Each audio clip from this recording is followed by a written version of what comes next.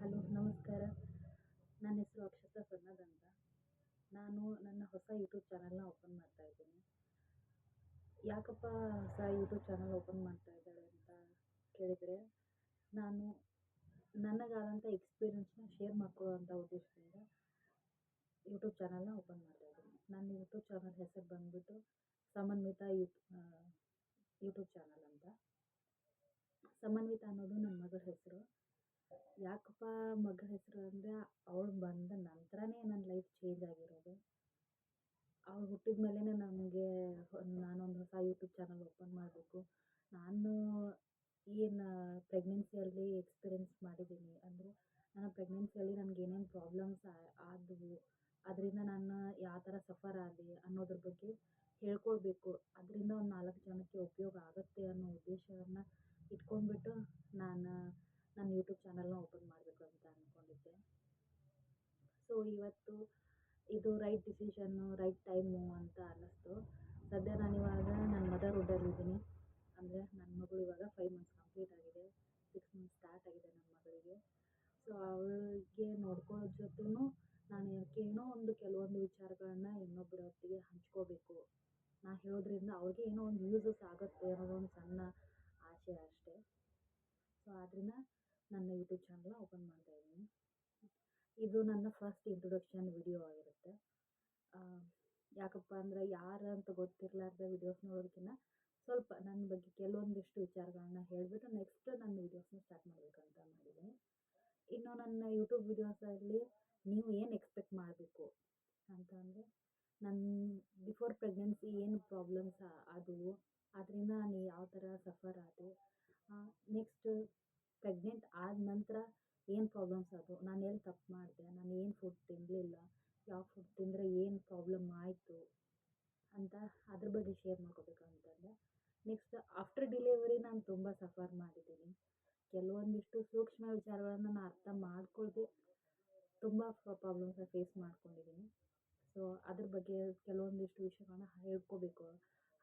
ಯಾಕಂದರೆ after delivery ಕೆಲವೊಂದಿಷ್ಟು ಹೆಣ್ಮಕ್ಳಿಗೆ, ಅದ್ರಾಗೂ ಫಸ್ಟ್ ಬೇಬಿಗೆ, ಇವಾಗ ನನಗೆ ಫಸ್ಟ್ ಬೇಬಿ.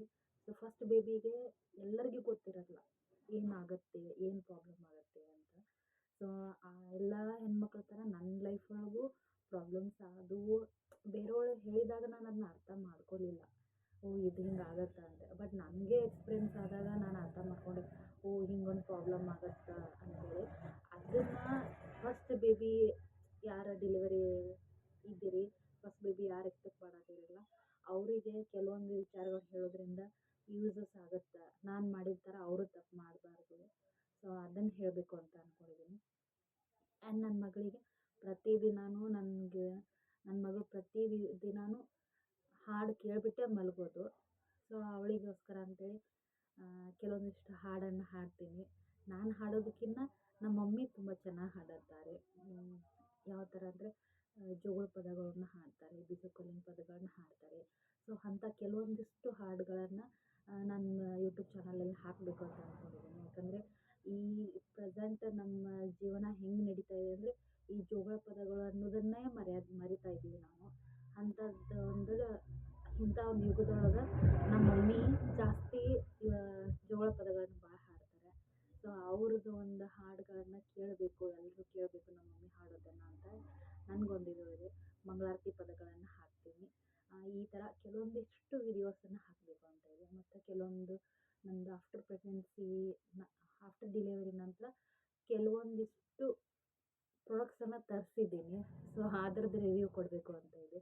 ಯಾಕಂದರೆ ನನ್ನ ಥರ ಎಲ್ಲರೂ ಸುಮ್ಮನೆ ಅಯ್ಯೋ ಇದು ತೊಗೋಬೇಕು, ಅದು ತೊಗೊಳ್ಬೇಕು ಅಂತ ತೊಗೊಂಡ್ಬಿಟ್ಟು ದುಡ್ಡು ವೇಸ್ಟ್ ಯಾಕೆ ಮಾಡ್ಕೊಳ್ಳೋದು, ಅದರಿಂದ ಯೂಸ್ ಇದೆಯಾ ಇಲ್ವಾ ಅಂತ ಕೆಲವೊಂದಿಷ್ಟು ರಿವ್ಯೂ ಕೊಡಬೇಕು ಅಂತ ಇದ್ದೀನಿ.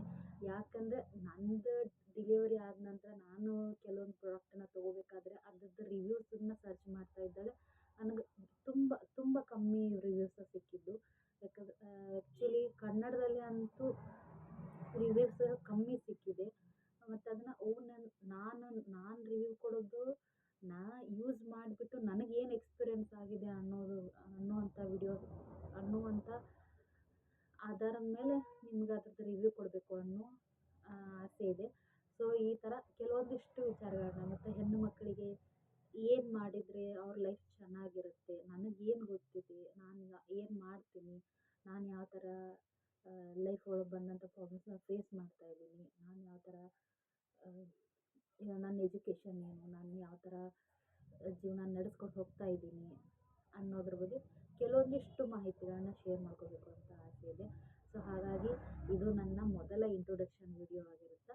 ನೆಕ್ಸ್ಟ್ ಇನ್ನು ಮುಂದಿನ ದಿನಗಳಲ್ಲಿ ಕೆಲವೊಂದಿಷ್ಟು ವಿಡಿಯೋಸ್ನ ನಿಮ್ಮೊಟ್ಟಿಗೆ ಶೇರ್ ಮಾಡ್ತೀನಿ. ನೋಡಿ ಪ್ರೋತ್ಸಾಹಿಸಿ. ನಾನೇನಾದರೂ ತಪ್ಪು ಮಾತಾಡಿದರೆ, ಯಾಕಂದರೆ ನಂದು ಫಸ್ಟ್ ವಿಡಿಯೋ ಆಗಿರೋದ್ರಿಂದ ತುಂಬ ತಪ್ಪುಗಳು ಮಾತಾಡಿರ್ತೀನಿ.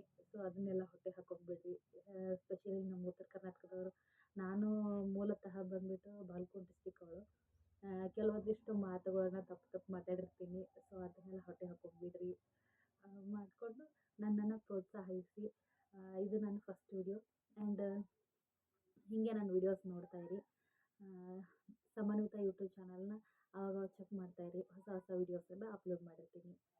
Thank you.